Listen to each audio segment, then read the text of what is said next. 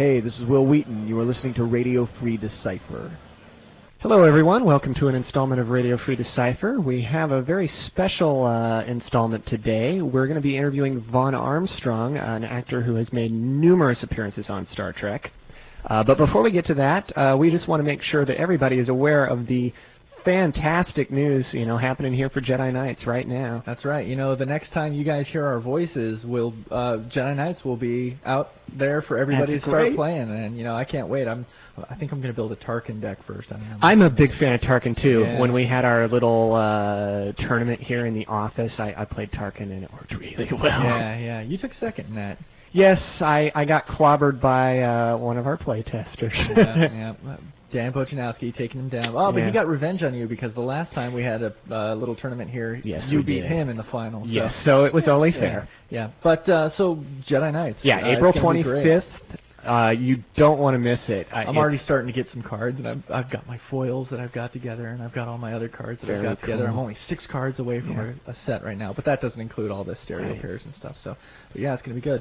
For those of you who cannot wait until April 25th, you may not have to, because across North America this weekend there are going to be a series of parties. That's right. You can find that information on Decipher.com. It's up there right now.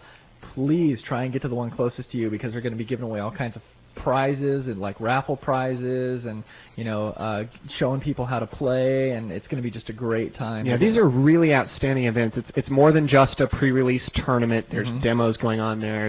It's going to be a different animal, so to speak. That's right. And we've got the 12 Days of Jedi Knights. We're still in the middle of that right now, and there's all kinds of good information going up. Tournaments are going up, information about all the collectability of it. You can actually go see what a stereo pair looks like up on there right now. So if you haven't taken a look at that and, kind of crossed your eyes kind of funny, you got to go try that. It's pretty fun. And then, of course, by the time release date rolls around, the cards will be all laid bare. That's right. Evan, I expect you to have a complete set of the gold foils by next Radio Free Decipher. That is a tall order. But I'll see what I can do. All right. Sounds good. All right. Well, that's a short intro today, because we're going to get right into the Vaughn Armstrong interview. It's pretty long, but man, it's full of good stuff. He's a funny guy. So here we go. Hello, everyone. Welcome to a very special Radio Free Decipher. We have with us on the phone actor Vaughn Armstrong. How are you today? I am just pleased as punch to be here. Well, we're glad to have you. For those of you who don't immediately recognize his name, he has played more characters on Star Trek, actually, I think, than any other actor. Yeah, you hold the record currently. Is that correct? That's what they're telling me. That's great. Yeah, I'm real happy about it. You've played 8 characters of 6 different races, if our count is right? That's correct. Wow. 9 episodes, 8 characters, and let's list them off. You are in Klingon. You are Korris and Korath. Yes. People may not be too familiar with Korath, but we'll give you some insight into that in a little bit. As a Cardassian, you were both Dinar and Seskal. Yes. As a Vidian, you were Drenal, which people are not too aware of yet. Yeah, we gave him that name. Yeah, and I thank you for that. Oh, you're welcome. He was such a lonely Vidian. And you'll actually have the Drenal card in the upcoming Voyager expansion that comes out next month. So look forward to that. You are also Dr. Telek R'Mor, probably the most fan favorite, one of our cards, Romulan card, fan favorite. Really? Also, you are a Borg, 2 of 9. Yes. And you were a Hirogen who has yet to be named. Yes. Oh. Evan, do they have names other than numbers? Well, there are a couple that do, and I guess it's going to be our job to come up with names for the rest of them based on that. Hey, maybe we could do a contest. There you go. Well, I don't know. We're talking to you. Maybe I should give you the honor of naming your character. How about Bob? Bob? Yeah.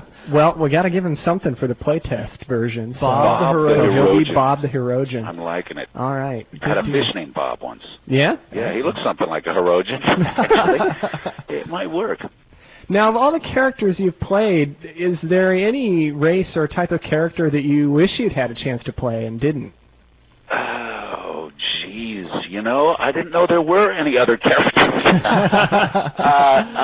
Well, no, other than a human, I would like to do something without a forehead once. What's the makeup demands like when you do a role like that? They vary. Now, when I first did the first Klingon, it was far more difficult for them. They hadn't done a whole lot of. In fact, for television. That was like the first season, perhaps the first time they had done Klingons other than Michael Dorn as Worf. Exactly right. And what was his name? Who did the movie? I think it was the original Star Trek movie, the second one. Christopher. Oh yeah, Christopher Lloyd. Christopher Lloyd.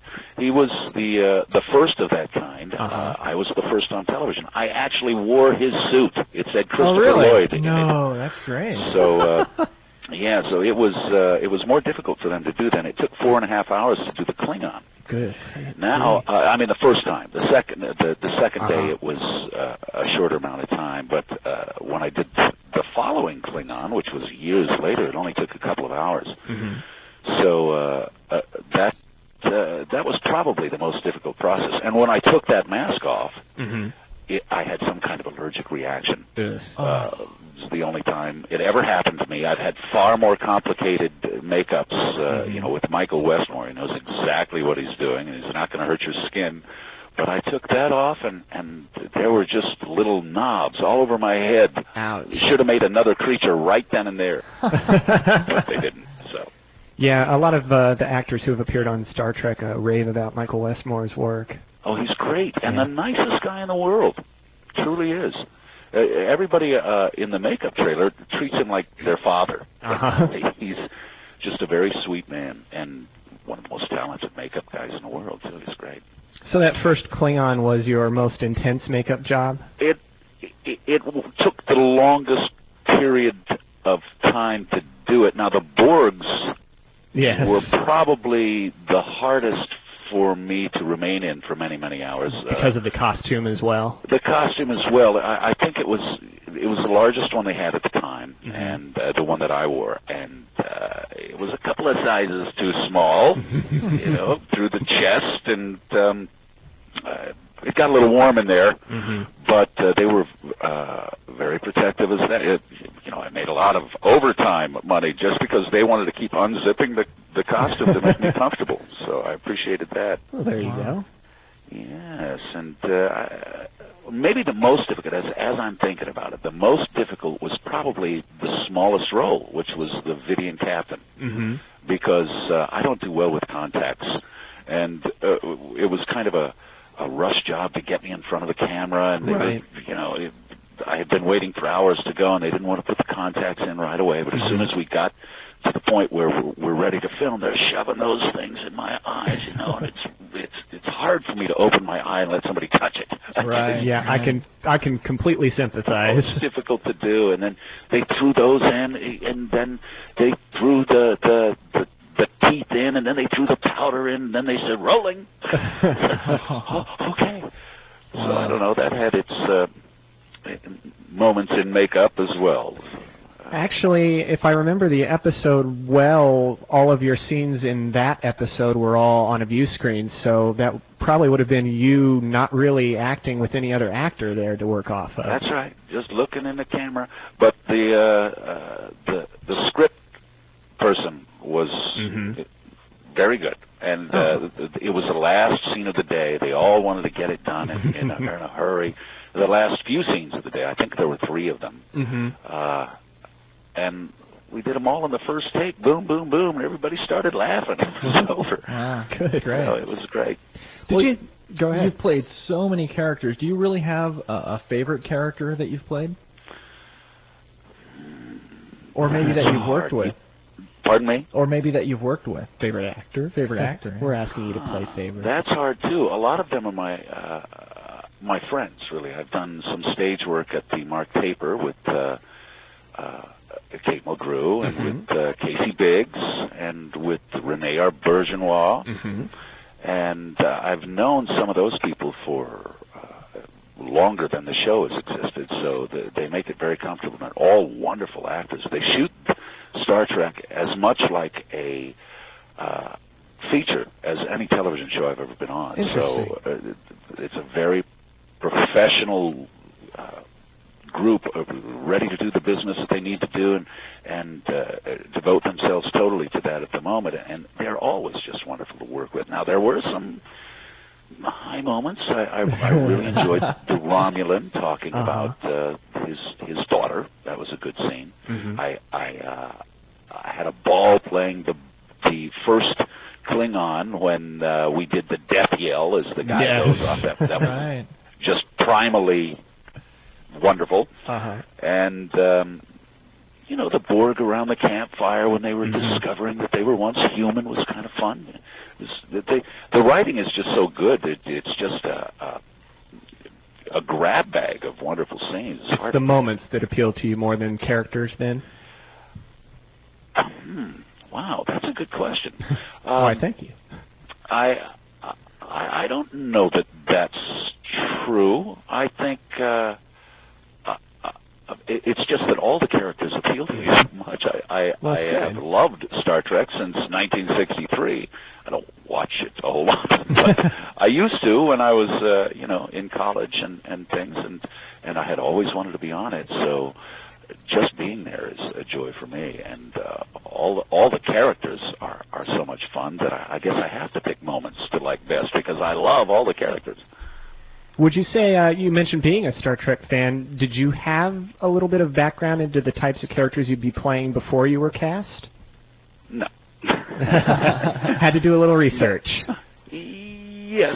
Well, the Klingon, I had seen the movie with Christopher Lloyd, and I knew that, I had seen the original Star Trek series, and I knew that they were warrior-like people.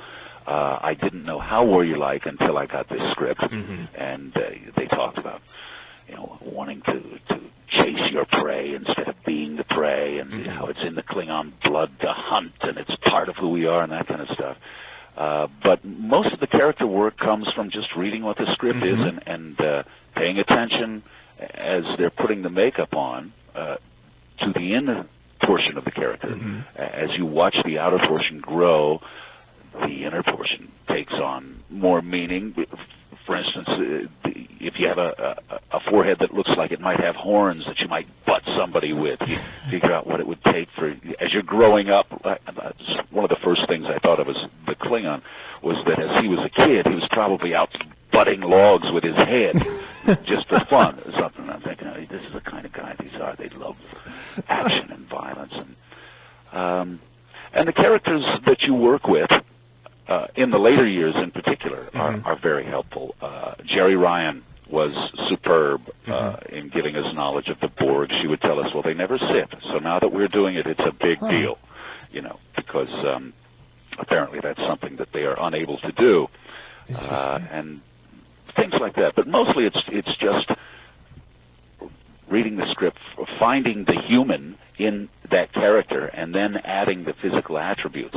The Hirogen, is that how you say it? Hirogen? Hirogen, for instance, had these knobs on his head. They're a bunch of little knobs. They're two big camel-like humps, and then around it, a bunch of knobs. And there was a scene where we have, we're looking on a big screen for the enemy, and nobody can find it. And I figured these knobs were like hunting sensors. One was to pick up electronics, another was to pick up smell, another sound, so I try to make my head react in the area that knob had just picked up sound. Sort of bat-like? Sort of bat-like, yeah. Interesting. Bat-like, picking up the vibrations of whatever I was hunting.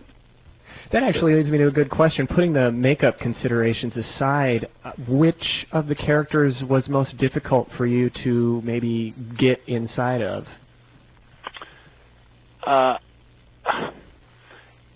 Difficulty is a hard word for me to place into the acting scenario, just because I grew up in a family that did nothing but hard labor. My father broke rocks in a quarry until he found a job as a roofer, and then was a roofer for 30 years. So difficulty to me is digging ditches. Not this is acting. Like fun. Yeah, right. I have a great time. Some of them are more complicated. I don't know. Maybe the first one again, because I was a younger and more inexperienced actor and looked for more clues from the outer than I should have. Interesting. Yeah. Oh, and one comes to mind. The first Cardassian that I did, which was the first episode of Deep Space Nine, yes. not the pilot, but the first episode. Mm-hmm. I don't think I got him right. No. I think he was not as bright as he should have been. And as I've come to understand the Cardassians more, yeah, they can be strong, but they are sneaky. Yes, they are. More intelligent. I was sort of, just straightforward anger out there. And due to the makeup, I was looking at the makeup thinking, now what would this neck tension mean? And I forgot that he is also one of the great minds of the universe. It's sort of like the Iago of the universe is what these good example. Cardassians are, and I think I missed that. Got a In chance the to go second back and do it Cardassian, right. I think I'm sorry? Got a chance to go back and do it right, maybe? I did. And the second Cardassian, he wasn't as bright as a Cardassian as the first one should have been, but he was much brighter than I portrayed the first one.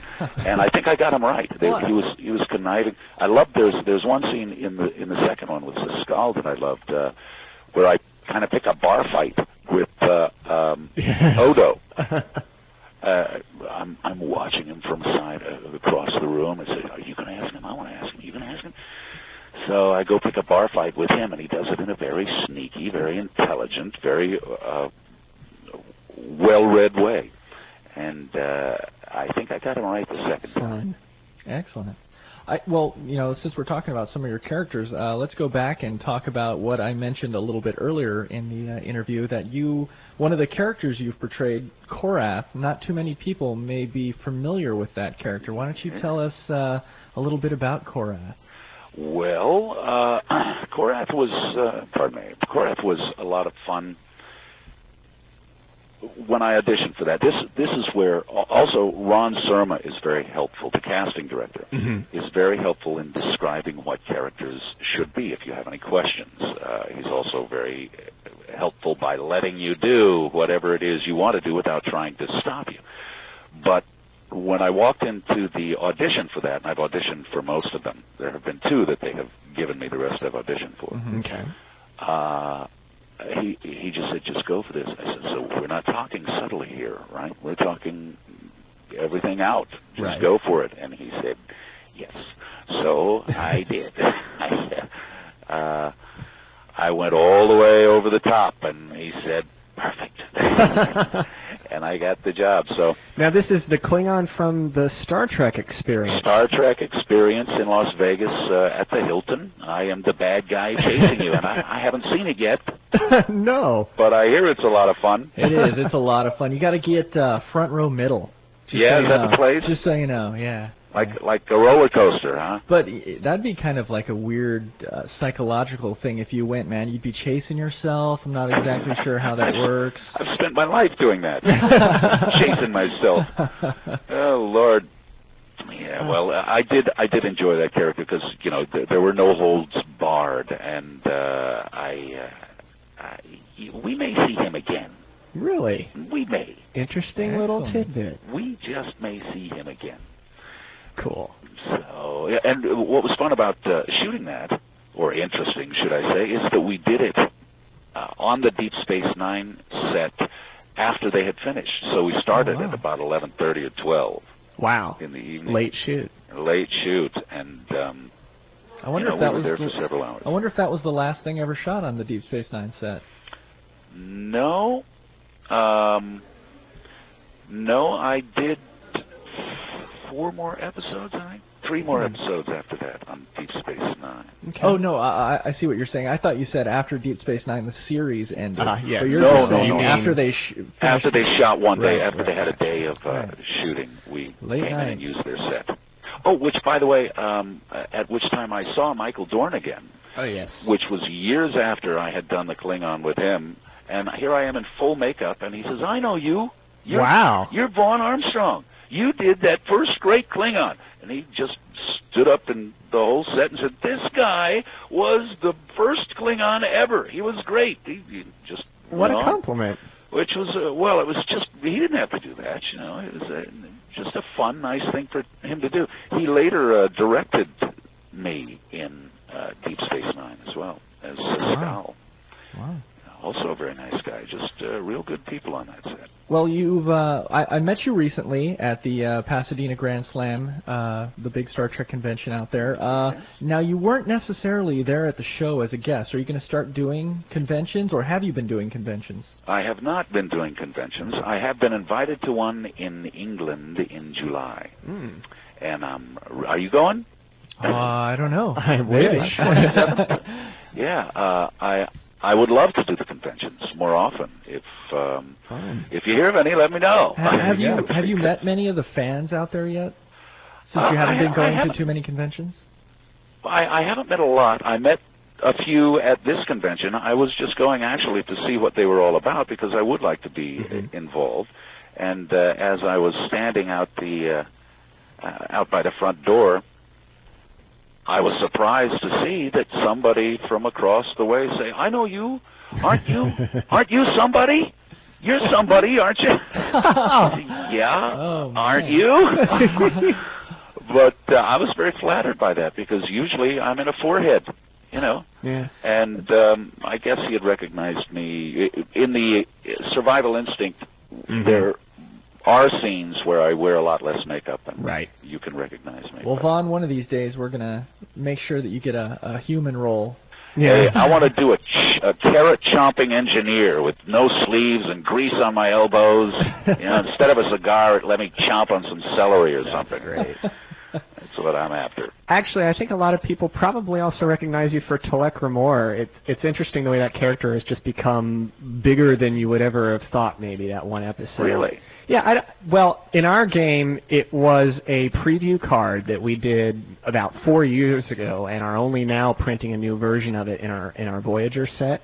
But it has had special treatment in a couple of other sets, and it's a very high-profile card. He's also one of the, as far as gameplay is concerned, probably one of the, if not the best Romulan character. Yeah. Wow. And then also Pocket Books has done a whole trilogy where the character returns, so he made an impact. Well, I hope maybe we'll see him again. That would be great. But I'll tell you, I love those cards. They are great. I never knew they existed until fans started sending some of them to me to sign. And my kids just go crazy about them, too. They are the neatest-looking cards. And every time I see one of my characters, I'm just thrilled. That's great. Well, we're going to definitely get some out to you, Vaughn. But as a fan, where might one get in contact with you to maybe get your autograph? How might they go about doing that? You know, that is hard to say right now. I do get some at my home address, which I don't really like. I would expect It just scares my wife because I have had some fans not really stalk me, but I used to get phone calls I don't know how I got my phone number, but I used to get phone calls from this guy who was very appreciative of the work and all that, but somehow I became his only friend, and I don't know, it scared her, so we got a dog. But I am through an agent or through Paramount, then perhaps. Through Paramount would be the best at the moment, and they would contact my agent. My agent has just moved, or I would give you his address. Okay, sure. But if you send something to Paramount, they will get it to me, and I will get it back to you. Excellent. And also, I'm going to the convention in England soon, and if any of the fans know of any conventions they want to slip a note to, say invite Vaughn, I could sign something there, too. Definitely. Excellent.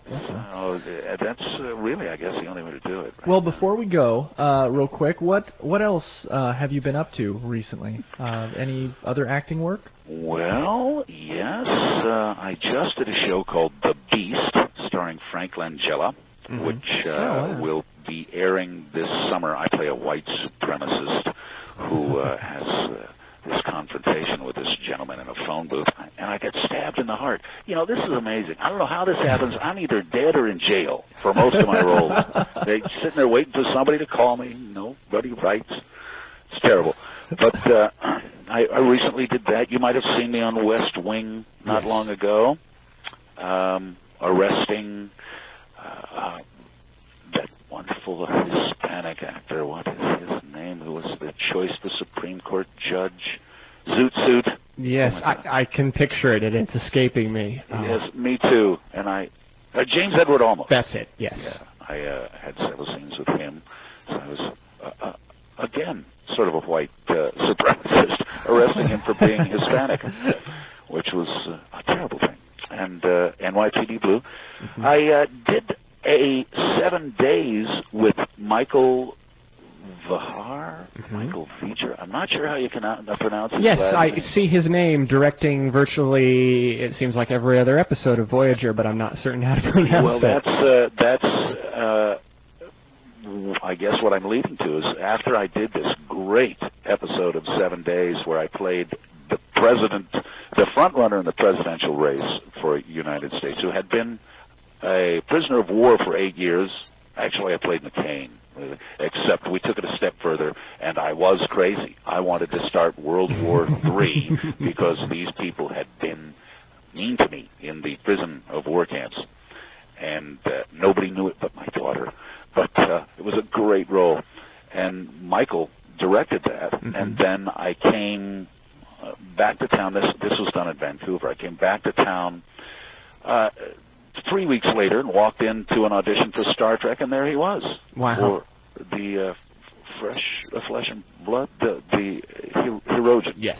The Hirogen character. And it was just so good to see him. He was such a good director and such an easygoing guy, never blew under pressure, and there's always a lot of pressure. Yeah. Because they got to get these things done in time, and there's a lot of things to do. So it's always good when you see somebody who can take the pressure and let everybody still work. Good deal. Yeah. Well, listen, we want to thank you very much for taking this time to sit down and talk with us. Well, thank you very much. It's been such a pleasure. You're such a easygoing guy and got great stories. It's fantastic. Sure. I'm going to have to ask you some of your stories sometime. I bet you got good ones. We'll try and come up with some for you. Well, thank you very much for having me. Definitely. Anytime. Definitely. We look forward to talking to you again soon. Lovely. All right. Take care. Okay. Bye-bye. Thank you.